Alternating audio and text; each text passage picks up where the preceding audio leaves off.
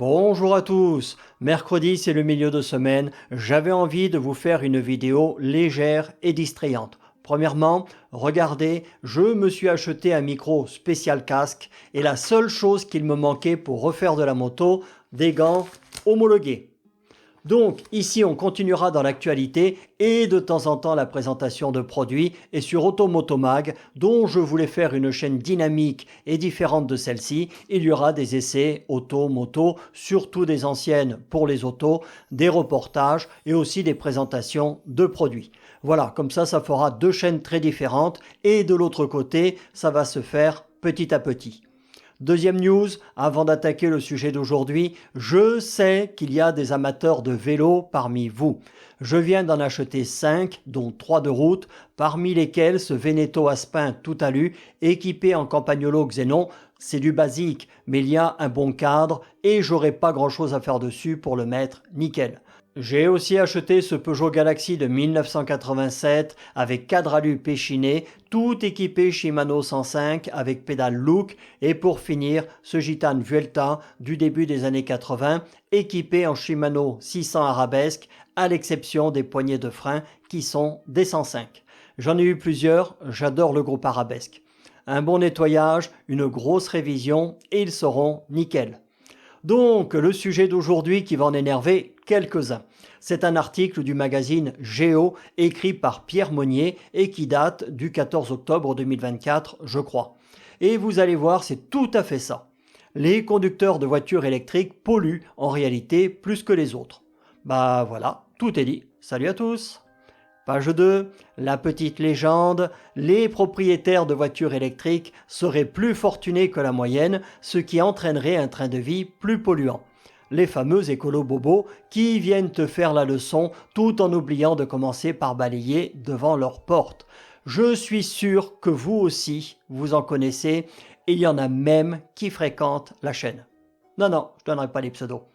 Page suivante, il s'agit d'une étude finlandaise qui montre que les propriétaires de véhicules électriques affichent une empreinte carbone supérieure à la moyenne. Ce constat a été fait à l'aide de questionnaires envoyés à des milliers de personnes. Et si conduire un véhicule électrique n'était plus un marqueur de conscience écologique? Pourquoi plus? Ça ne l'a jamais été. C'est ce que tend à démontrer une étude de l'université de Turku en Finlande. Les conducteurs ayant tourné le dos aux voitures thermiques auraient en réalité une empreinte carbone supérieure à la moyenne. Page 4. Pour arriver à ce constat, ils ont enquêté sur les habitudes, les avis et le train de vie de 3857 personnes. Page 5. Des conducteurs plus riches qui voyagent et consomment davantage.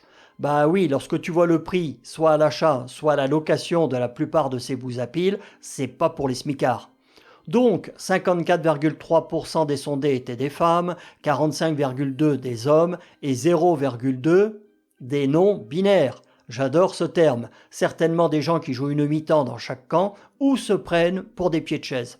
Passons. L'âge moyen était de 53 ans et ça allait de 19 à 90 ans. Plus des trois quarts possèdent au moins une voiture dans leur foyer et 3,7% roulent en électrique. Et donc, ce sont ces 3,7% qui polluent davantage que les 96,3% restants, si j'ai bien compris. Heureusement que tout le monde ne roule pas en électrique, il détruirait la planète en moins de 6 mois. Donc, on nous dit que les thermiques émettent des gaz à effet de serre, mais que ce sont les propriétaires de véhicules électriques qui affichent le train de vie le plus polluant. C'est la 3e fois que vous nous le dites, les gars. Il ressort de l'étude, là ils vont être contents ceux qui roulent en voiture à pile, qu'ils sont plus riches que la moyenne, plus instruits et parcourent également plus de kilomètres chaque année. Comme ils sont plus aisés, ils consomment davantage en achetant plus de biens, consomment plus d'électricité et voyagent davantage. Certainement pas à vélo et avec la tente sur le porte-bagages. Page 6, une barrière financière qui s'est considérablement réduite au cours des dernières années. Leur manière de vivre n'est pas compensée par l'achat d'un véhicule électrique. Mais un véhicule électrique n'a jamais été écologique, il n'a jamais compensé quoi que ce soit, et son bilan carbone sur l'ensemble de sa vie est plus mauvais que celui d'une thermique. On voit que ceux qui ont rédigé cet article font partie du lobby de l'électromobilité. L'objectif de l'étude était de découvrir ce qui augmente ou diminue l'intérêt des consommateurs finlandais à acquérir une voiture électrique. C'est beau la Finlande, j'aimerais bien aller y passer une semaine ou deux de vacances. Il conclut en nous disant que ce qui en Finlande freine l'achat d'une électrique, c'est le coût de ces véhicules. Ce sur quoi je ne suis pas d'accord, car comme chez nous, il y a une prise de conscience et ils se sont rendus compte que la voiture à pile, ce n'était qu'une arnaque, rien d'autre. Même les Norvégiens en reviennent. Moi, ce que je retiens de cette étude, et qui confirme ce que l'on sait tous, c'est que ceux qui achètent des voitures à pile à plus de 30 ou 40 000 euros, ce sont les écolo-bobos, les nerds, les geeks, bref, ceux qui n'ont aucun lien avec la campagne ou la nature et qui consomment uniquement en fonction des modes ou de leurs envies, tout en voulant nous faire croire que ce sont eux les consommateurs responsables, alors qu'en fait, ils sont tout le contraire. Mais nous ne sommes pas dupes. Sur ce, je vais aller me faire un petit thé avec la belle éco-responsable du Ceylan que je vais faire infuser dans ma théière fabriquée en Australie avec de l'eau du Guatemala et je vais touiller l'ensemble avec une tige de bambou qui vient directement de Polynésie française. Vive l'écologie! Salut à tous!